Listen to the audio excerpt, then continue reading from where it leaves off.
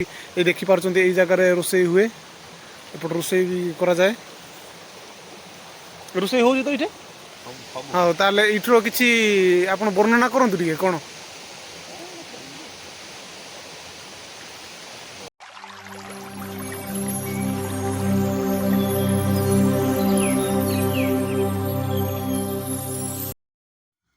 बर्तमान आम बाहरी पड़लु काटरामाला अभिमुखे तो काटरामाला जावा बाटर ये आपको कलभट देखा मिलो यहाँ गोटे नुह दुईटा नुह एमती गणी गणी 7टा खंडे आपको कलभट क्रॉस कर गलापर ही आप काटरामाल पहुँची पारे आ खास करके रास्ता देखिपार्टी यहाँ नुआ या तो से बहुत कलभट एमती अधूरा हो रही जो थी कि आप क्रॉस करवा बहुत ही कठिन हो माने जदि यही काटरामाला देखा चाहूँगी ताहले तो बोलेरो कार रे एमती कौन प्रकार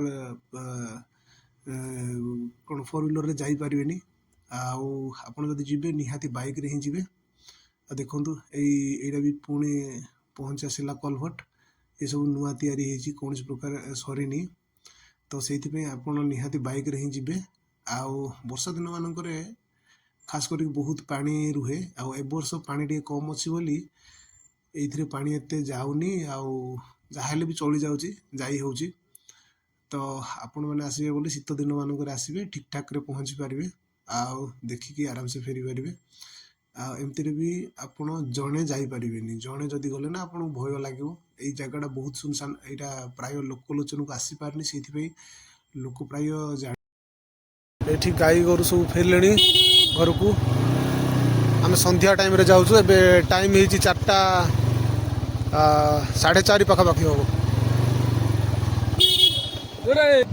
देखु ये भी अवस्था सांघातिक यहाँ तो ओ तेरी ए भाई देखिकी चल रे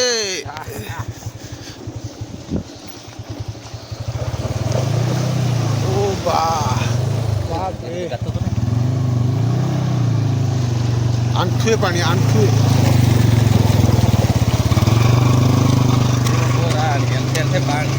घो राणी आंठे आंठे पानी पानी डेकी गलुणी एबे पहुँचबू काटरामाला रे पुणी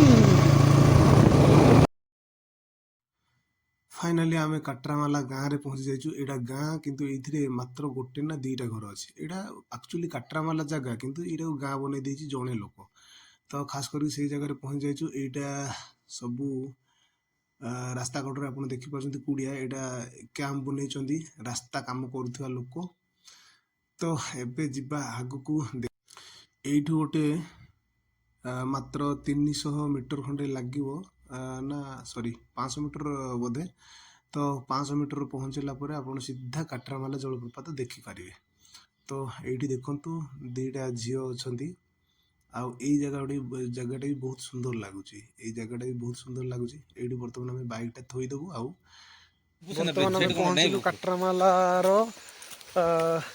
कौन यहाँ कि गाँव काटरामाला तो काटरामाला पहुँचलु खाली से जलप्रपात पाखक पहुँचार बाकी अच्छी तो जीवा देखा रास्ता ये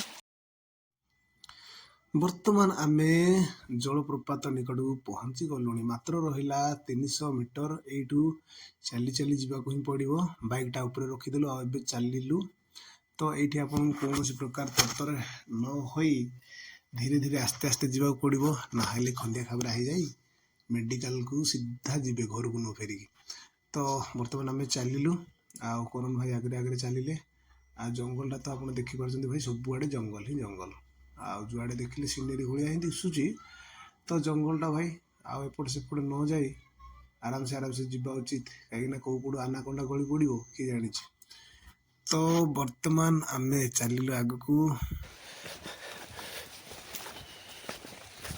पाखे तो किसी खाइबा धरनु केवल ये पानी बोतल गोटे धरीचु पानी टिके पी देकी खाली अनेक पलि आसबू आ जहाँ आपण मानक देखू ये काटरामालार दृश्य ये देखी नियंतु जंगल उपरे जंगल घंच जंगल व्हाट ए ब्यूटीफुल प्लेस पूर्वर ये जड़े बाबाड़े रोते पूर्वर माने कौन गोटे 4-5 वर्ष तलर कथा से सॉरी से बाबाड़े जड़े रोते ये तो तांके बर्तमान गाँ को पलैंती आउ नहांती ତ ବର୍ତ୍ତମାନ ଆମେ ପହଞ୍ଚିଗଲୁ କାଟ୍ରାମାଲାରେ। ଏଇଠୁ ଦେଖିପାରୁଛନ୍ତି ସିଧା ତଳକୁ ଗଡ଼ାଣି ଅଛି। ତ ବର୍ତ୍ତମାନ ଆମେ ଗଡ଼ାଣି ପଡ଼ିଲାରୁ ଏଇଠୁ ତଳକୁ ଚାଲିଲୁ। ତ ଏଇଠି ଆପଣ ଦେଖିପାରୁଛନ୍ତି ଏଇଟା ହେଲା କାଟ୍ରାମାଲା। ଏପଟେ ସବୁ ପାଣି ପଡ଼ୁଛି ତଳକୁ। ଏବେ ଯିବା ଆଗକୁ। ଏପଟେ ଦେଖି ନିଅନ୍ତୁ କେଡ଼େ କେଡ଼େ ପଥର ଯାକ ଅଛି ସବୁ। ଏଇଟା ପୁରା ଘଞ୍ଚ ଜଙ୍ଗଲ। ଏମିତି ଫିଲ୍ ହବ କି ଏଇଟା ଏଇଠୁ ଗୋଟେ ଆନାକୋଣ୍ଡା ବାହାରୁଛି। ତ ମାନେ ପୁରା ଖତରନାକ ଭାଇ, କ'ଣ କରିବା। ଏବେ ମୁଁ ଦେଲି କରଣ ଭାଇକୁ କ୍ୟାମେରାଟା ଦେଇଦେଇ ମୁଁ ଚାଲିଲି ଆଗେ ଆଗେ। ବର୍ତ୍ତମାନ ମୁଁ ଚାଲିଲି। ବହୁତ ହି ଖୁସି ଲାଗୁଛି, ଏତେ ଖୁସି ଲାଗୁଛି କହିଲେ ନ ସରେ।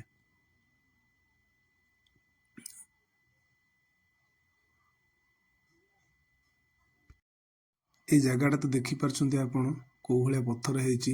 ତ ଏପଟୁ ଆନାକୋଣ୍ଡା ବି ବାହାରିଲା ଭଳିଆ ହେଇଛି। ତ ଏକୁଟିଆ ଏଇଠିକୁ ଯିବାକୁ ବହୁତ ଭୟ ଲାଗିବ, କାରଣ ଆମେ 2 ଜଣ ଯାଇକି ବି ଆମକୁ ଭୟ ଲାଗୁଛି। ତଳେ 2 ଜଣ ଲୋକ ଦେଖାଯାଉଛନ୍ତି, ତ ସେଇଥିପାଇଁ ବି ଟିକେ କିଛି ଲାଗୁନି, କାରଣ ତଳକୁ ଯାଇଛନ୍ତି ବୋଧେ 2 ଜଣ ଖଣ୍ଡେ। ତ ଏଇଠି ଦେଖିପାରୁଛନ୍ତି ସିଡ଼ି। ସେଇପଟେ ସିଧା ଆଗକୁ ଗଲେ ସେଇଠୁ ଭିଉଟା ପୁରା କ୍ଲିଅରଲି ଦେଖାଯିବ। ଆଗରୁ ଏଇ ରାସ୍ତାଟା ବହୁତ ସୁନ୍ଦର ଥିଲା, ଭଲ ବି ହେଇଥିଲା 2 ବର୍ଷ ତଳେ। ବର୍ତ୍ତମାନ ଏତେ ଖଦଡ଼ିଆ ହେଇଯାଇଛି ନା ରାସ୍ତାଟା, ଆଉ ରାସ୍ତା ଭଳିଆ ହେଇକି ନାହିଁ। ଆଗକୁ କ'ଣ ହବ ଜଣା ନାହିଁ। ଏଇଟା ତ ଲୋକଲୋଚନକୁ ଆସିପାରିନି, ତ ସେଇଥିପାଇଁ ଏଇଟାକୁ ସରକାର ଧ୍ୟାନ ଦେଉନାହାନ୍ତି। ତ ଯିବା ଆଗକୁ, ଆଉ ସେଇ ଉପରକୁ ଗଲା ପରେ ଦେଖିବା ସେଇଟା ମାନେ ସେଇ ଭିଉଟା କେମିତି ଲାଗୁଛି।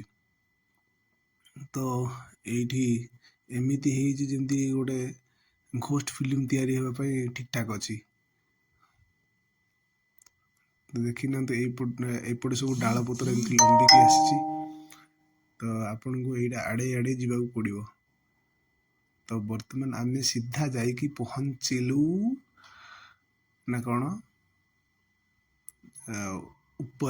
ଉପରୁ ଆମେ ଦେଖିବା ଏବେ ବର୍ତ୍ତମାନ କାଟ୍ରାମାଲା ଜଳପ୍ରପାତ। ତ ଭାଇ, ତ ଏଇ ଜାଗାଟା ଦେଖିପାରୁଛନ୍ତି ବହୁତ ହି ସୁନ୍ଦର ଲାଗୁଛି। ଏଇ ଜାଗାକୁ ଆସିବା ପାଇଁ ହେଲେ ଆପଣଙ୍କୁ ଶୀତ ଦିନରେ ଆସିବାକୁ ପଡ଼ିବ, ବହୁତ ହି ଭଲ ଲାଗିବ। ତ ଏଇ ବର୍ଷ ଟିକେ ବର୍ଷାର ମାତ୍ରା କମ୍ ଅଛି, ମାନେ ବର୍ଷା ଟିକେ ଏତେ ହଉନି ବୋଲି ସେଥିପାଇଁ ଆମେ ଆରାମସେ ଯାଇପାରିଲୁ। ନହେଲେ ଆପଣ ବର୍ଷା ଦିନେ କୌଣସି ପ୍ରକାର ଯାଇପାରିବେନି। ଆଉ ଦେଖିବାକୁ ସୁନ୍ଦର ଲାଗେ ସେଇ ବର୍ଷା ଦିନ ଆଉ ଶୀତ ଦିନ ମାନଙ୍କରେ ହିଁ। ତ ଖାସ କରିକି ଆପଣ ଶୀତ ଦିନରେ ଆସିବେ ତ ବହୁତ ଆରାମସେ ବୁଲି ପାରିବେ। ଯେବେ ବି ଶୀତ ଦିନ ହିଁ ଆପଣ ଏଇ ଜାଗାକୁ ଆସିବା ପାଇଁ ଚୁଜ୍ କରନ୍ତୁ। ତ ମାନେ ଏତେ ସୁନ୍ଦର ଲାଗୁଛି କହିଲେ ନ ସରେ। କାରଣ ଭାଇ ଏଇ ଜାଗାରେ ଆପଣ ଆସିକି ନିହାତି ମାନେ ଫଟୋ ସୁଟ୍ କରିପାରିବେ, କିମ୍ବା ପିକନିକ୍ କରିପାରିବେ, ଆଉ ସାଙ୍ଗସାଥିରେ ଆସିକି ମସ୍ତି କରିପାରିବେ।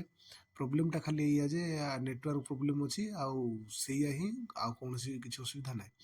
ତ ବର୍ତ୍ତମାନ ଯିବା ଆମେ ତଳକୁ, ଆଉ ସେପଟେ ଯେଉଁ ତଳକୁ ଦେଖାଯାଉଛି ସେଇପଟକୁ ଆମେ ଯିବା।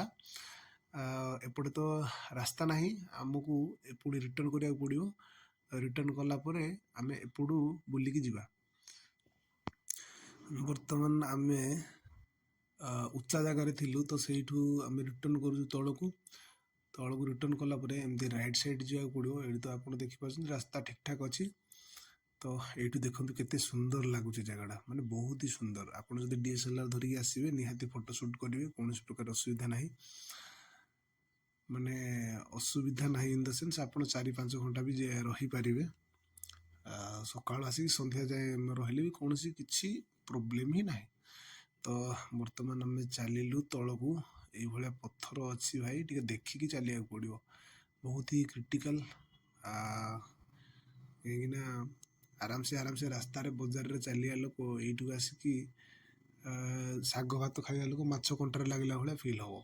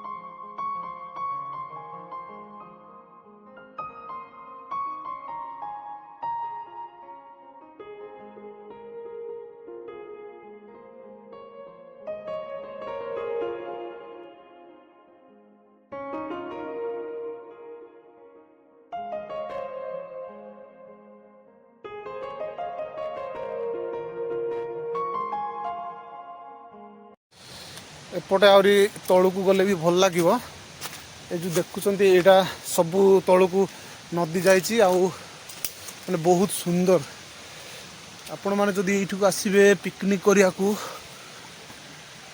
तो बहुत एंजॉय करें। ये देखिपार यही जगार रोषे हुए एपट रोषे भी करा जाए रोषे हो तो ये हाँ ताले इठर किसी आप वर्णना करतु टे कौन माने ये जगह केमती कौन माने भल खराब